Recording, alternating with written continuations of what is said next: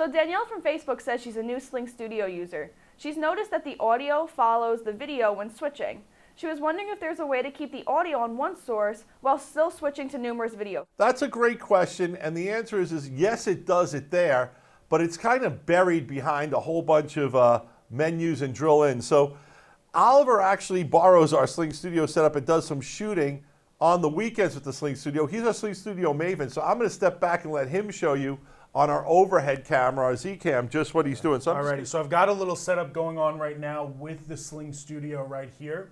And I think one of the most important things to stress is knowing the audio mixer behind the SlingStudio. It's gonna come with some defaults. As you can see, I've got two different camera angles in here that are both cell phones. And right now, the audio's following video. So if you notice just now, I switched from one phone to another. And when I switch back, this orange bar is changing because that's the feed that we're picking up and sending out. Now, if I want audio not to follow video, there's a couple things I have to do. If I switch this to on, that audio track is always going to be there, even if I switch the camera.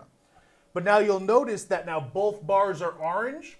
What I want, if I'm not wanting to receive audio from one, is for that bar to be gray. So it's important to know that if I set one to be on, the rest are still going to follow video. So once I do that, I'm going to want to mute all of my other sources. So I tap this one up here, and now it's gray, and I only have that one source no matter how many times I switch. You notice the audio is no longer switching.